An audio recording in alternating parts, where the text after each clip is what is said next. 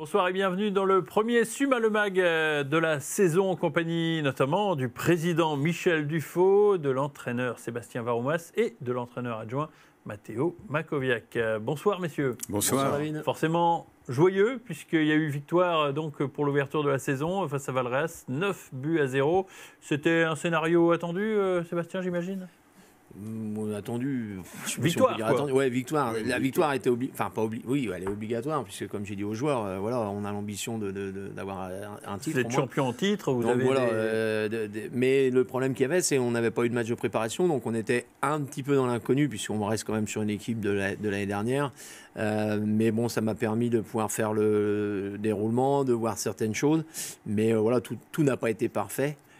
Malheureusement ou heureusement, malgré le score. Donc voilà, il y a des choses à travailler et dès samedi, donc déjà dès cette semaine dans vos entraînements, revoir certaines choses et dès samedi, montrer un petit peu mieux au niveau du jeu.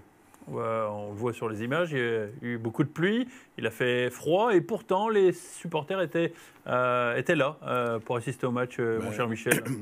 Tout le monde était impatient de venir voir ce premier match. Nous, on était surpris malgré tout d'avoir autant de personnes, malgré la pluie, parce qu'il y avait un temps de chien. Et quand même, s'il avait fait beau, on aurait pu avoir un peu plus de personnes. Parce qu'on a bien vu, à la mi-temps, il n'y avait pas beaucoup d'enfants. Ça faisait plaisir, Seb, de retrouver enfin la compétition. Hein. Depuis le mois de décembre, vous êtes sur les terrains pour vous entraîner. Donc, on veut retrouver le rythme, on veut retrouver la joie de jouer et d'entraîner. Oui, parce que c'est vrai que les entraînements, c'est bien, il en faut, hein, mais voilà, on a besoin de se mesurer en compétition officielle. On était content de retrouver le public, de retrouver les dirigeants, les bénévoles. Donc il y avait aussi de notre côté une certaine impatience de retrouver le Gaston Arbouin. Par contre, vous n'êtes pas pressé de retrouver la presse ou votre serviteur, parce que apparemment vous envoie des journalistes, des présentatrices, et là on est vite remplacé, on est vite oublié. Ça nous a changé, une charmante jeune fille à Canal 32. J'ai un document justement qui vous fait pas honneur, Michel. On regarde. Oui, largement, un peu de jeunesse à Canal 32, ça fait du bien. Puis, Mais il n'est pas à la retraite, David? Oui, mais ça fait du bien. Puis, de toute façon, le toit ne commence à plus tenir. Voilà. C'était ta fête. Donc voilà. Je remarquerai que moi, j'ai rien dit. Non, c'est vrai. J'étais peiné, moi, justement. Je dis, il est pas là, David? Laurel et Hardy, voilà, dans le vestiaire des arbitres. Donc cette victoire 9-0, ça a permis aussi de répéter des mouvements. Vous l'avez dit, il n'y a pas eu de match amicaux, donc oui, voilà, c'était important. Ouais, on a essayé de retravailler un petit peu les combinaisons qu'on travaille à l'entraînement, voir aussi certains joueurs. Là, on a fait dans le normal, je veux dire, dans le classique, où on n'a pas tout chamboulé, on a donné du temps de jeu un peu à tout le monde. J'ai voulu voir certaines choses sur des combinaisons. On les a plus ou moins vues, on va dire. Mais c'est normal, c'est un premier match, donc on retient la victoire, on retient les buts, il y a eu des belles choses aussi, mais voilà, il y a encore du travail et il ne faut pas croire que parce qu'on a gagné 9-0 samedi que tout est parfait. Il y avait des nouveautés, notamment sur le banc de touche, puisque vous n'aviez plus d'adjoint depuis le départ de Johnny Guardado. Vous en avez retrouvé un autre, personne de Matteo Makoviak. C'était une demande de votre part, c'était quelque chose qui était important, non seulement pour l'abbé, mais aussi pour vous, pour avoir un deuxième œil, un retour. Surtout, ce qui était important, c'est d'avoir une personne qui connaît le motomoule. Je voudrais remercier Alain Legros qui a fait l'entraîneur l'année dernière et vraiment... chapeau bas parce qu'il n'a jamais été joueur, il n'a jamais pratiqué et voilà, il a été un peu imposé et donc mais il nous fallait vraiment retrouver quelqu'un qui avait des notions de motoball et un peu à la surprise générale, David Loirin nous a présenté Matteo et donc quand on m'a demandé mon avis, je disais voilà, c'est quelqu'un qui quand il était joueur avait une bonne vision du jeu, de placement et donc je trouvais ça intéressant pour un entraîneur, mais surtout, et c'est l'essentiel, c'est qu'il a envie et ça c'est pour moi la première des qualités, d'être motivé, d'avoir envie et surtout à son âge. Matteo, est-ce que ça n'a pas été dur justement à ton jeune âge de prendre une retraite comme ça, rapide? C'est toujours difficile, mais comme je l'ai déjà dit, je n'avais plus envie de jouer, donc je prenais plus de plaisir à venir aux entraînements, à jouer, donc j'ai voulu arrêter. C'était quoi? C'était une lassitude? Non, un peu, oui. Je prenais plus de plaisir. Plus la flamme? Ouais, voilà. Donc j'ai préféré arrêter, puis ce poste d'entraîneur, ça m'intéressait. Comment il est venu? C'est quelqu'un qui vous l'a proposé? C'est une envie qui est apparue comme ça? J'en avais envie un peu avant et j'en ai parlé avec le David Loret, qui m'a proposé à Michel et à Yvan. Et puis on a fait une petite réunion avec tous les 5, avec le Seb Varoumas, pour en parler. Et puis de cette réunion, on a sorti qu'ils étaient pour me confier les rênes de l'équipe B. Et voilà. On dit oui tout de suite dans ces cas-là ou on réfléchit un peu? Non, ma décision était déjà prise. Ah oui, d'accord. C'est important, la motivation. Oui, et là, elle est présente. Voilà. Non, mais c'est important. Motivé. Ça peut parfois faire peur aussi parce que on se souvient que dans les années précédentes, l'entraîneur de l'équipe B, il était un petit peu livré à lui-même. C'est pas évident parce qu'il faut faire avec les juniors qui montent.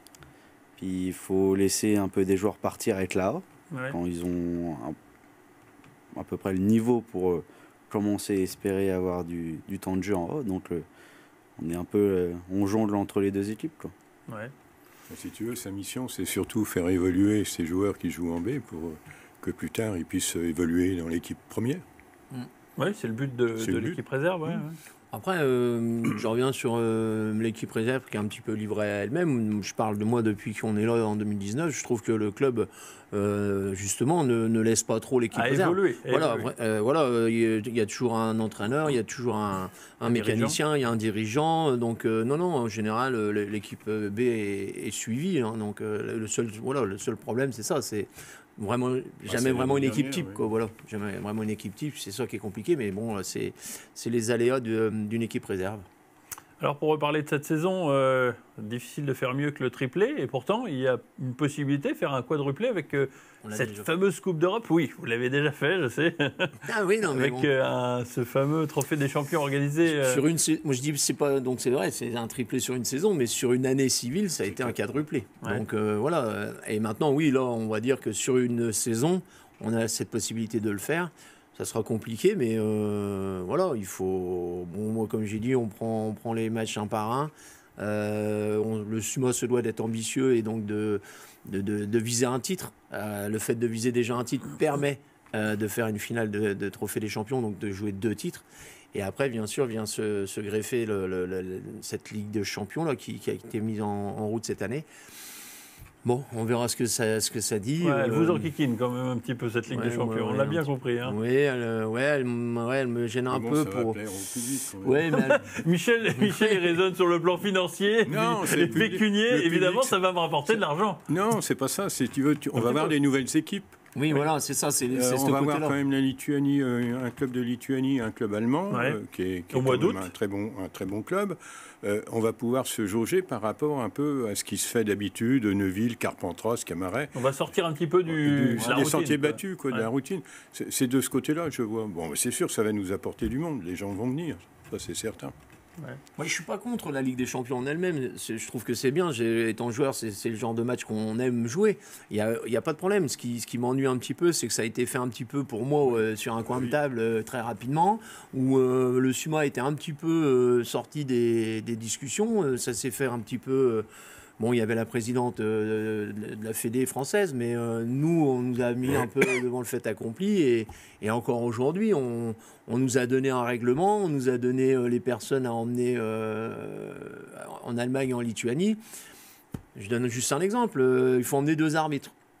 Moi, comme j'ai dit à Yvan, je lui dis, pas de problème, il faut demander à la Fédé pour qu'il nous détermine 2 arbitres à venir avec nous, puisque c'est quelque chose d'officiel.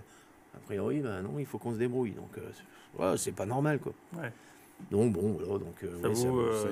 Ça a été fait un peu à la va-vite. Ça gâche un petit peu le truc. C'est pas organisé, quoi. C'est organisé sur un coin de table très rapidement. Donc, l'idée est bonne, mais je trouve qu'on aurait peut-être pu y mettre un peu plus d'autres choses. Et moins écouter les Allemands, puisque apparemment, les Allemands ont été décideurs. Bah oui, puisque nous, on a proposé d'autres dates, parce que là, on se retrouve au mois de septembre à avoir 5 dates. Il y a 5 week-ends dans le mois de septembre, et on va jouer à Monteux, pas à Monteux, à Saint-Georges chez eux, donc c'est jamais facile. Après, si on a la chance de jouer la finale de Coupe de France, on ira la jouer chez un Cador. On reçoit Neuville, on va à Carpentras, on va à Camaret, et si on fait la finale des Trophées des Champions, on jouera chez nous. Ça fait quand même 6 gros matchs en un mois, quoi. Donc, et tout ça parce qu'on a décalé des dates. Et par contre, nous, on nous a pas écoutés. C'est les Allemands, on dit nous, on peut là, on peut là, on peut là. Et on a dit, bah nous, on gère. Par contre, vous aviez le choix, le faire ou pas. Ah bah... Vous l'avez fait, les joueurs ont décidé. Non, mais on ne voulait pas pénaliser les joueurs quand même. Parce que tu es quand même intéressé. Oui, c'est un beau challenge. Mais on aurait préféré que ça soit dans d'autres conditions, quoi. Ouais. Juste que ça soit organisé et tout. Parce que nous, on nous a pris au dernier moment. Bon, c'est le 19 et 20 août. C'est pas la même meilleure date. Il y a encore les gens qui sont en vacances. Donc on ne nous a pas demandé notre avis. Moi, je trouve ça un peu cavalier de la part de la Fédé. Prochain match du SUMA, c'est samedi. Dès samedi. Contre Monteux. Avec encore des répétitions à peaufiner. Oui, c'est ce que je disais. Sans manquer de respect à Monteux ou Valréas, mais voilà, c'est des matchs qui vont nous permettre justement de nous préparer, puisqu'on n'en a pas eu de match de préparation. Et justement pour préparer Camaret, qui sera vraiment notre gros test de début de saison pour le 3e week-end d'avril. 19h30 samedi au stade Gaston Arboin. Merci d'avoir été les invités de cette émission. Je vous donne rendez-vous. Oui. Je voulais parler de simplement une petite chose. Rapidement. C'est que le 15 avril, il y a le tournoi international des U18 avec le SUMA, avec Saint-Georges, avec Taïfoun et puis avec Kuppenheim. Eh ben, c'est fait. Voilà. Le message est passé. Merci Michel. Et au mois prochain pour un autre SUMA Le Mag. À bientôt.